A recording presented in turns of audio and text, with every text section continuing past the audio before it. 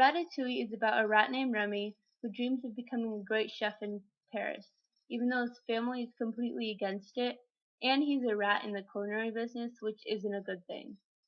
So he finds himself underneath the restaurant of his culinary hero, Auguste Gusteau, and through a crazy adventure of controlling another human being, Linguini, who can't cook, to test out his own cooking skills, and through trying to pretend to be human and pretend to be a rat, all these crazy things happen to him. But in the end, he finds out that his true passion is cooking. Remy's known world is in the countryside of France, where he lives in an old woman's attic with his colony. One day, however, Remy stops Django from eating an apple that he detected was poisoned using his keen sense of smell. Django realizes that Remy's talents could actually be a good use of him, so he decides to make Remy a poison checker. Remy does not like this job, and he especially does not like that the whole entire colony is eating garbage, which he considers as unhealthy and morally wrong. Because his colony underappreciates his talent, Remy must leave his known world, the countryside of Paris, in an old woman's attic, in order to start his hero's journey.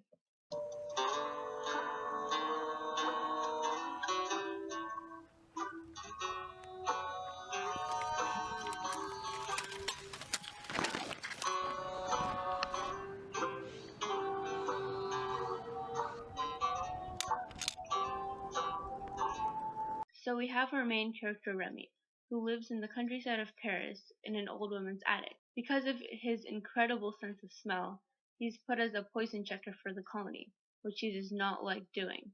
And while stealing food from the old woman's kitchen, he sees Auguste Gusteau on TV.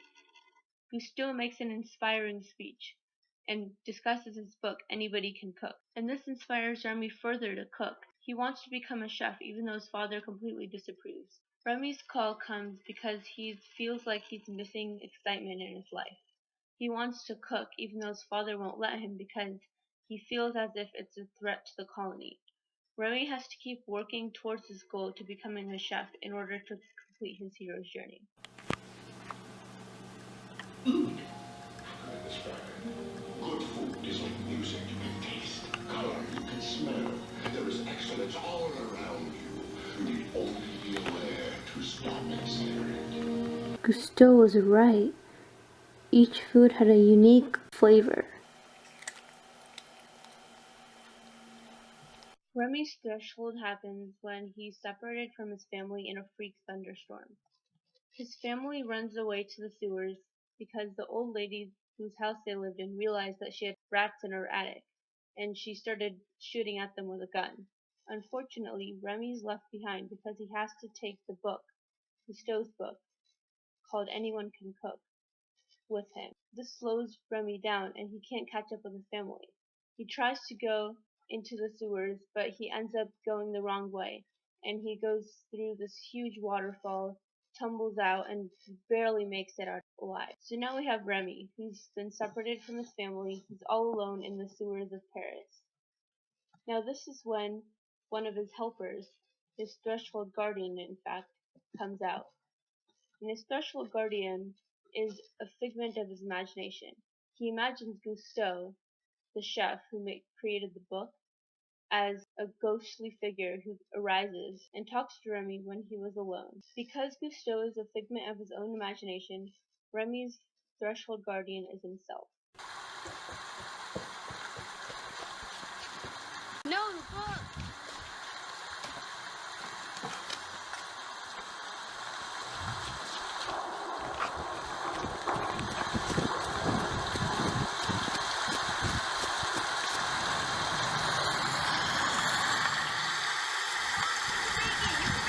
Wait, hold on! Which way? Which way? Remy! Dad? Dad? Oh no. Which way did they go? Remy's helpers include Gusteau, the ghost, Emile, Remy's brother, Linguini, Remy's human friend, and his entire colony of rats. So Emile has always helped Remy. He's always supported Remy. He's always kept his cooking secrets a secret. And Remy feels like he can only be himself when he's around Emile. Linguini is Remy's partner in cooking. He helps disguise Remy even though he's a rat in the cooking business. And Linguini is also the person who gives Remy hope in humans because Linguini didn't exterminate him when he first saw him. Gusteau is the ghost that takes the physical form of Remy's conscience. Even though he isn't real and only a figment of Remy's imagination, without him Remy wouldn't have started his hero's journey. He was the one who pushed Remy to go out of his comfort zone and start pursuing his dreams of cooking. Lastly, the entire colony was there after Django realized that Remy's true passion was cooking. They helped him create a dish for Anton Ego, an intense food critic, and they also helped rescue him when he got caught in Chef Skinner's trap. Excuse me. How did you do that?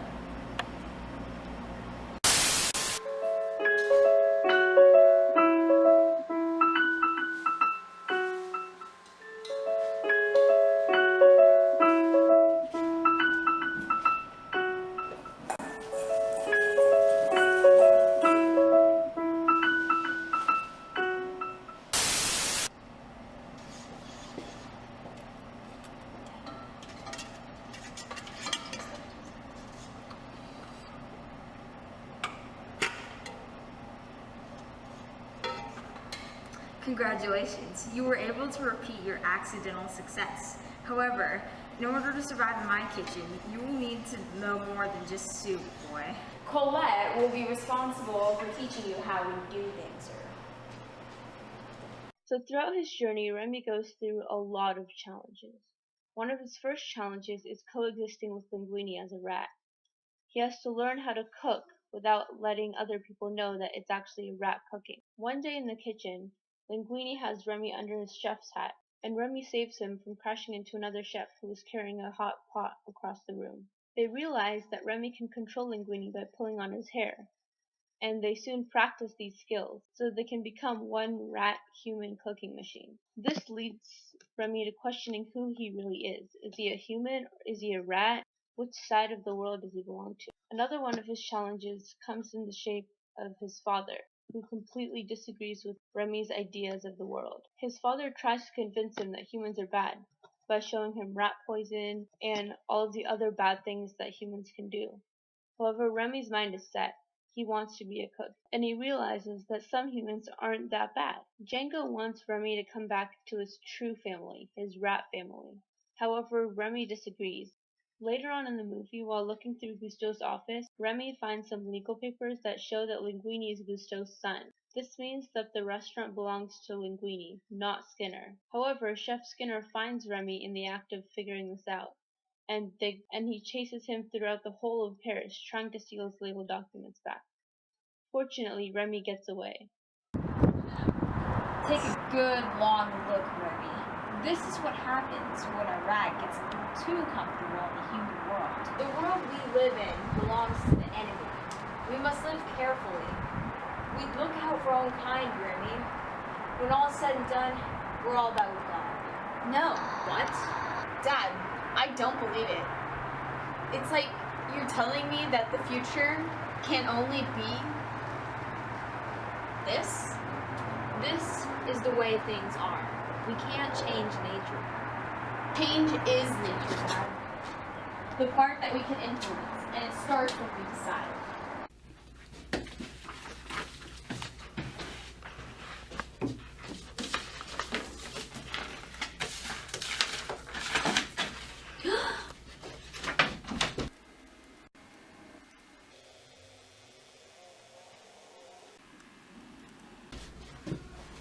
No, the rat! It's stolen my documents! It's getting away!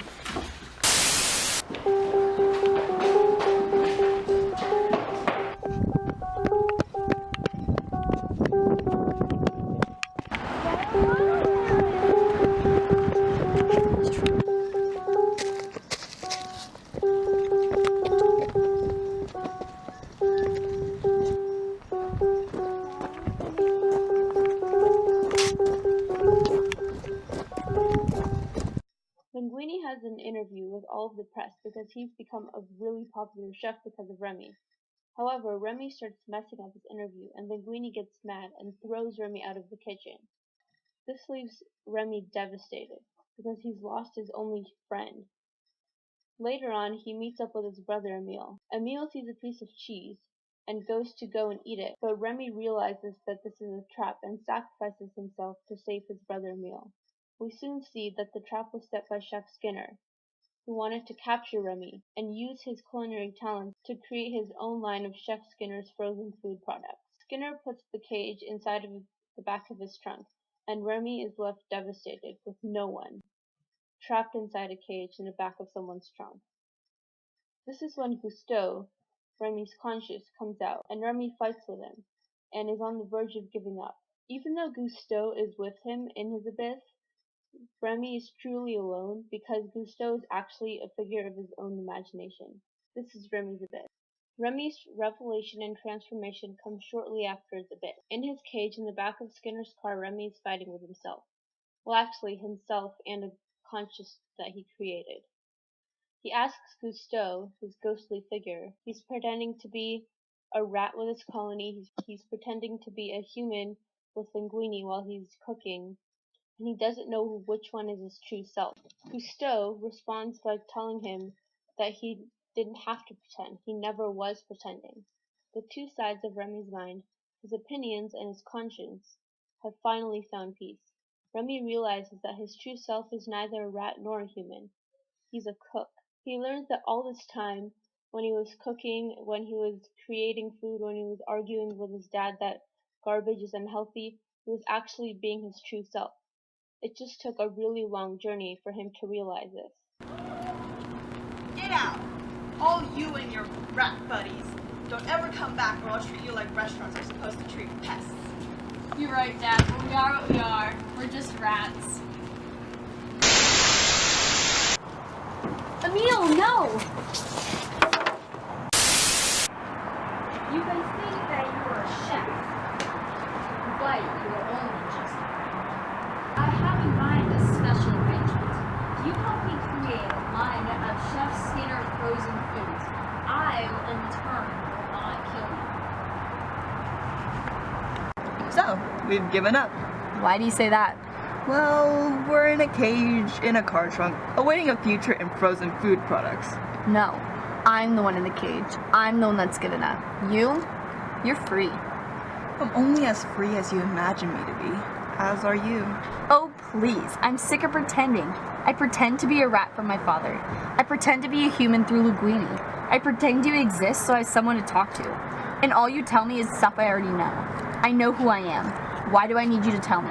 Why do I need to keep pretending? But you don't, Remy. You never did.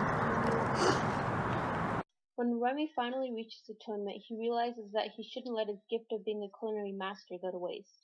And he remembers that Linguini is in trouble. He runs back to the restaurant, knowing that they would fail without him. He is no longer split between his rat and human sides. He is at one with himself. Remy's transformation, revelation, and at-one-ment happen extremely quickly. He learns from his conscience that he is a true chef, and he quickly applies this knowledge to real life. He realizes that he must help his human friend, while simultaneously helping his rat friends realize who he truly is. Yes! Thank you, Emile. You hugged me. What are you doing? Going back to the restaurant. Why do you care? Because I'm a cook! After transforming, Remy becomes aware of his new boon. The boon Remy came back with was a gift of a better lifestyle. So in the beginning of the movie, the rat colony had to live in the dark and eat garbage that was unsanitary, unhealthy, and could be poisonous. Basically, Remy discovered that his gift of culinary skills could help him and his family have a better home. Although Anton Ego, a food critic, gave Gusteau's a great review, it was shut down because of a failed health inspection, which is kind of obvious since there were rats in the kitchen. Remy's return takes place after Gusteau's was shut down. In his return, Remy's gift, culinary powers, is used to give back to both the humans and his rat colony. Remy, Linguini, and Colette open a new restaurant together called La Ratatouille. And this allows his biological family and his new human family to both enjoy food. Both of these groups finally accept Remy for who he is and his expertise for what it is.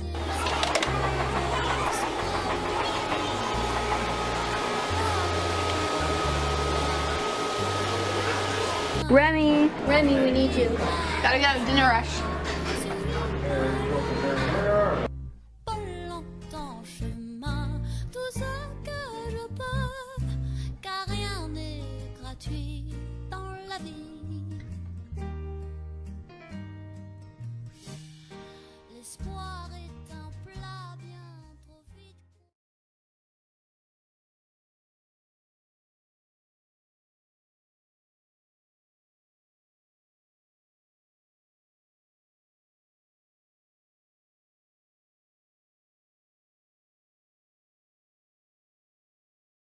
Awaiting a future full of.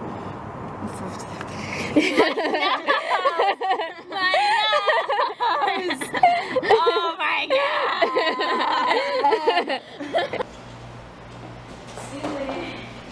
Nose! Emil, no!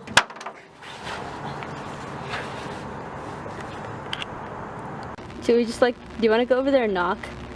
No. Or, okay. So where did you want me to stand? Just. Okay. Look out for all time, Remy. But thanks a lot. My neck!